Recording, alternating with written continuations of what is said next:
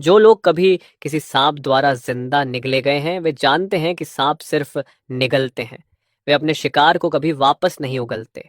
और मैंने भी 1 मीटर लंबे ब्लैक मम्बा को निगल लिया था। उसका आकार भले ही बहुत बड़ा था, फिर भी मैंने घिन और उल्टी आने की भावना को सहते हुए उसे निगल लिया, सिर्फ इसलिए क्योंकि जब ग्लोबल म्यूटेशन फटेगा तो दुनिया की लगभग 70% जीवित प्रजातियां राक्षसों में बदल जाएंगी। और यह मम्बा भी उन्हीं में से एक था, ठीक मेरे सामने। मेरी पिछली जिंदगी में यही सांप एक बेहद भयानक ब्लैक पाइथन बन गया था, और केवल तभी जब मैं इसे निगल लेता मैं इसके साथ साथ इवॉल्व कर सकता था। इसलिए ग्लोबल म्यूटेशन से 3 घंटे पहले पुनर्जन्म लेने के बाद मैं तुरंत अपने कमरे से भागा और सीधे अपने घर के पीछे वाली पहाड़ी की ओर दौड़ पड़ा, उस मांबा को पागलों की तरह ढूंढते हुए। इस जीवन में उसकी असली भयानक ताकत के बारे में सिर्फ मैं ही जानता था। मेरी पिछली जिंदगी में बहुत कम लोग ऐसे थे जो सुपर वॉरियर्स बने थे और जिन्हें कोई विशेष शक्ति मिली थी। कुछ लोगों के पास जागने का मौका था, लेकिन वह सब म्यूटेशन के बाद की बात थी। मेरी पिछली जिंदगी में मैंने अपनी पूरी ताकत लगा दी, फिर भी मैं उस शक्ति को कभी जगा नहीं पाया। मैंने आधी जिंदगी तक कड़वी लड़ाइयां लड़ी और आखिर में एक म्यूटेटेड क्रिएचर द्वारा मारा गया। इसलिए इस बार मैंने सब कुछ दांव पर लगाने का फैसला किया। लगभग 2.5 घंटे बाद मुझे झाड़ियों के बीच एक काला मांबा दिखाई दिया जो एक पेड़ की छाया में आराम कर रहा था। मैं सोच रहा था कि इसे जिंदा कैसे निगलूं, तभी अचानक पास से म्याऊं की आवाज आई। एक बड़ा और ताकतवर काला बिल्ली उस ब्लैक मम्बा को देख चुका था। उसकी आंखें चमक उठीं और वह धीरे धीरे दबे पांव आगे बढ़ने लगा। जब दोनों के बीच की दूरी 30 सेंटीमीटर से भी कम रह गई तो मांबा अचानक झपट पड़ा। बिल्ली और सांप आपस में उलझकर जमीन पर लुढ़कने लगे। कुछ ही पल बाद चक्कर खाया हुआ मांबा भागने की कोशिश करने लगा, लेकिन मैं उस बिल्ली को उसे लेकर भागने कैसे देता। वह जैसे किसी मसालेदार स्वादिष्ट शिकार पर टूट पड़ा था और अपने पंजों से बार बार वार कर रहा था। थोड़ी ही देर में ब्लैक मम्बा इतना घायल हो गया कि वह मौत के किनारे पहुंच गया। ठीक उसी समय जब बिल्ली सिर ऊंचा और सीना ताने उसे खाने ही वाली थी, मैं अचानक झाड़ियों से बाहर कूद पड़ा। डरी हुई काली बिल्ली कई मीटर दूर उछल गई और फिर मुड़कर मुझे घूरने लगी, लेकिन मैंने उसकी तरफ कोई ध्यान नहीं दिया। मैंने एक हाथ से मांबा को पकड़ा और समय देखा, 4:59। सौभाग्य से मैं समय पर पहुंच गया था। वह काली बिल्ली अभी भी दूर खड़ी मुझे घूर रही थी, जैसे कह रही हो कि अगर यह 2 पैरों वाला इंसान बीच में ना आता तो मैं अब तक उस मसालेदार शिकार को खा चुका होता। लेकिन मुझे पता था कि वह इसे खा ही नहीं पाएगी, क्योंकि अब समय 59 मिनट और 30 सेकंड हो चुका था। ऑनरोरा बोरेलिस बस आने ही वाला था। मेरा दिल तेजी से धड़कने लगा। मुझे अगले 20 सेकंड के भीतर इस 1 मीटर लंबे मम्बा को निगलना था। जैसे ही समय 59 मिनट 30 सेकंड हुआ, मैंने गहरी सांस ली। अंतिम 10 से 20 सेकंड की गिनती शुरू हो चुकी थी। आसमान का रंग धीरे धीरे हल्का होने लगा और मुझे पता था कि ऑरोरा बोरियालिस पहले ही पृथ्वी के वायुमंडल में उतरना शुरू कर चुका है। मैंने बिना झिझक तुरंत मुंह खोला और उसे निगलना शुरू कर दिया। उल्टी आने की भावना को दबाते हुए मैंने उसे पूरा का पूरा निगल लिया। मैं अभी भी महसूस कर सकता था कि ब्लैक मम्बा मेरे पेट के अंदर तड़प रहा है, लेकिन उसी क्षण एक चकाचौंध कर देने वाली रोशनी ने चुपचाप पूरे आसमान को ढक लिया। उसी समय मेरे शरीर के अंदर एक जोरदार कंपन हुआ और जो मांबा अभी तक तड़प रहा था वह जैसे आग के सांप में बदल गया। ऐसा लग रहा था मानो मेरे शरीर के अंदर आग जल रही हो। सफलता।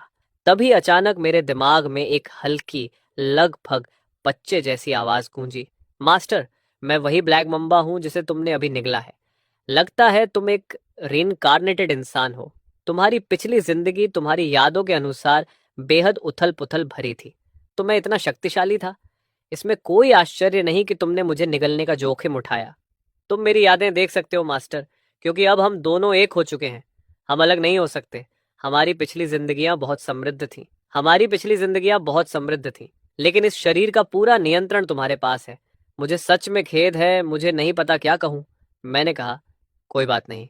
इस बार हमारा भविष्य पिछली जिंदगी से भी ज्यादा शक्तिशाली होगा। ठीक है, आज से तुम्हारा नाम याओ याओ होगा, इस जीवन का सर्वोच्च स्वामी। तभी दूर से एक भयानक गर्जना सुनाई दी। मैंने सिर उठाकर देखा, वही काली बिल्ली जिसने माम्बा को पकड़ने की कोशिश की थी, अब एक बेहद डरावने मॉन्स्टर कैट में बदल चुकी थी। ये देखकर श्यावा याओ गरजा और उस बिल्ली को घूरने लगा। वह मॉन्स्टर कैट सीधे मुझ पर झपटी। मेरी आंखों में एक ठंडी चमक उभरी और कुछ ही क्षण बाद वह दानव जमीन पर गिर पड़ा। मैंने तुरंत उसके मांस और खून को निगलना शुरू कर दिया। मुझे साफ साफ महसूस हो रहा था कि मेरे शरीर के अंदर एक गर्म धारा बह रही है और मेरी कोशिकाएं पहले से कहीं ज्यादा सक्रिय हो गई हैं। मैंने अपनी पिछली जिंदगी की कल्टीवेशन मेथड आजमाई, लेकिन सच में मैं सूर्य की रोशनी को अब्सॉर्ब नहीं कर सकता था। ताकत बढ़ाने के लिए मुझे शक्तिशाली मांस और खून को ही निगलना पड़ेगा। पहले मुझे लगता था कि जागने के बाद अलौकिक योद्धा तारों की रोशनी को एब्सॉर्ब करके कल्चरेशन करते हैं, लेकिन मैं उन सुपर वॉरियर्स में से नहीं हूं। इसलिए मुझे आज की सूर्य रोशनी और पहले की रोशनी में कोई फर्क महसूस नहीं हुआ। तभी याओ याओ ने कहा, मास्टर, हमारी पिछली जिंदगियां बहुत समृद्ध थीं। मास्टर, हमें बदला लेना होगा। मेरी पिछली जिंदगी के स्कूल में एक आदमी था जो मुझे ऐसे गालियां देता था जैसे मैं कोई जानवर हूं। अब हम जाकर उसे मारेंगे। उसकी यादें मेरी यादें बन चुकी थीं। इसलिए शिया वायु अच्छी तरह जानता था कि मैं उस कायर से कितनी नफरत करता हूं।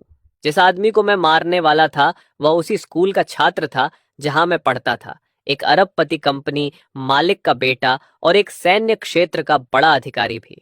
हालांकि रहस्यमयी शक्तियां अभी 3 घंटे के भीतर पूरी दुनिया में फैलने वाली थीं, लेकिन फिलहाल बड़े पैमाने पर म्यूटेशन शुरू नहीं हुआ था। जब मैं स्कूल के गेट पर पहुंचा तो क्लास खत्म हो चुकी थी और बहुत सारे छात्र अंदर बाहर आ जा रहे थे।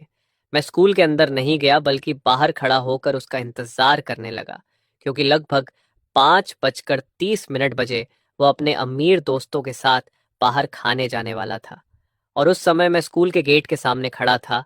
मेरे बाल पूरी तरह सफेद थे, मेरा सीना नंगा था और मेरी छाती पर एक उकेरा हुआ टैटू साफ दिखाई दे रहा था। मैं तुरंत सबके लिए एक तमाशा बन गया और लोग एक दूसरे से कहने लगे, देखो, जरा उधर देखो। कुछ ही घंटों में तुम्हारे पास रोने के लिए बहुत अच्छे कारण होंगे। थोड़ी ही देर बाद मुझे आखिरकार इस शिकार का असली लक्ष्य दिखाई दे गया।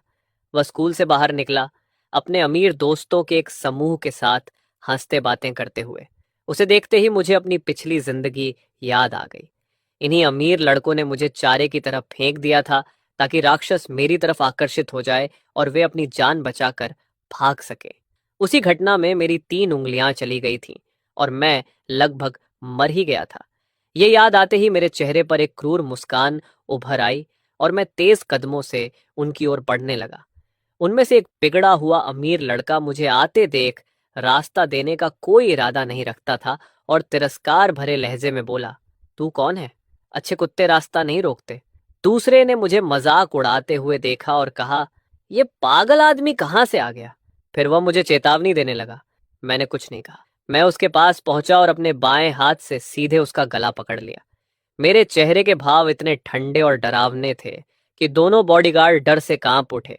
उनके कदम जो मेरी तरफ दौड़ने वाले थे अचानक वहीं रुक गए, जैसे वे जम गए हों। मैंने पैर उठाया और उनमें से एक को जोर से कुचल दिया। उसने दर्द से कराह निकाली और तुरंत बेहोश होकर गिर पड़ा।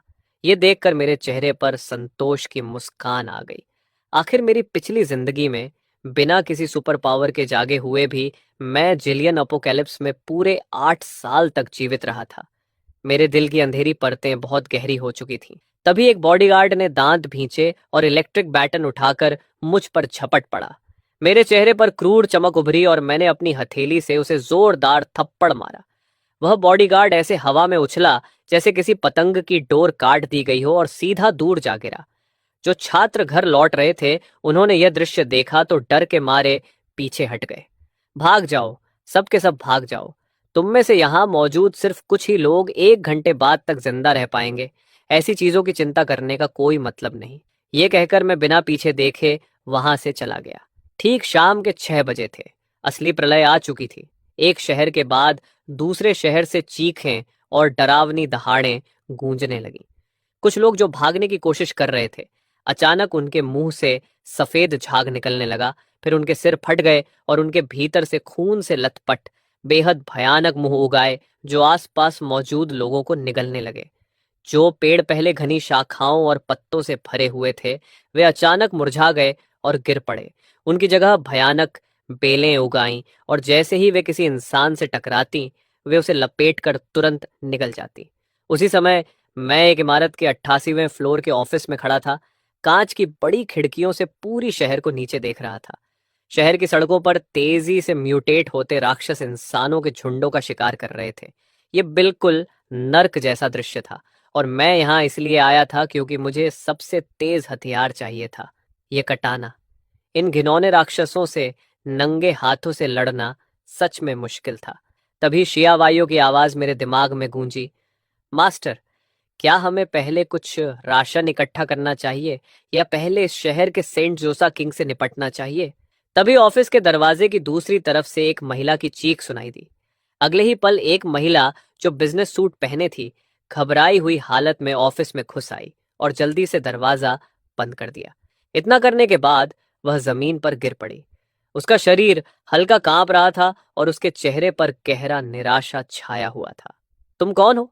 तभी उसे एहसास हुआ कि प्रेसिडेंट के ऑफिस में कोई अजनबी मौजूद है और उसने 4 मरे हुए राक्षसों की लाशें भी देख लीं। मैंने उसे ठंडी निगाह से देखा, एक कदम आगे बढ़ा और दरवाजे की तरफ चल दिया। महिला ने यह देखा तो वह जमीन पर लुढ़कते और रेंगते हुए रास्ते से हट गई और मुझे ध्यान से देखने लगी। उसके दिमाग में तुरंत एक योजना बनी। वह मुझे चारे की तरह इस्तेमाल करके राक्षसों को बाहर खींचेगी और फिर खुद लिफ्ट लेकर भूमिगत गोदाम में भाग जाएगी। रास्ते में वह पहले ही अपने कई सहकर्मियों को बलि चढ़ा चुकी थी। अब यहाँ किसी को देखकर उसके मन में तुरंत चालाकी भरा ख्याल आया। आखिर उसकी खूबसूरती देखकर कौन सा आदमी उसके आकर्षण में नहीं फंसेगा। तभी ऑफिस के दरवाजे की दूसरी तरफ से जोरदार धमाके होने लगे और बाहर से गिरती टूटती चीजों की आवाजें आने लगीं। इस बार महिला के पैर सच में जवाब दे गए। मैंने अपने पास खड़ी महिला की तरफ बिल्कुल ध्यान नहीं दिया, दरवाजे तक गया और उसे खोल दिया। जो महिला अभी अभी खड़ी हुई थी वह फिर से जमीन पर गिर पड़ी। अचानक 2 म्यूटेटेड इंसेक्ट लाइक मॉन्स्टर्स अपने पंजे उठाकर मेरी तरफ झपटे। मेरी काटाना म्यान से बिजली की तरफ बाहर निकली। एक ठंडी चमक और 2 खून की धारें हवा में उछलीं और अगले ही पल उन दोनों राक्षसों के सिर उनके शरीर से अलग होकर गिर चुके थे। महिला पहले तो स्तब्ध रह गई, फिर उसकी आंखों में उम्मीद की चमक आ गई। वह जल्दी से उठी और मेरी तरफ दौड़ी। मैं तुमसे विनती करती हूँ, मुझे अपने साथ ले चलो। मैंने उसे ठंडी नजरों से देखा और व्यंग्य से हंसते हुए मुड़ गया।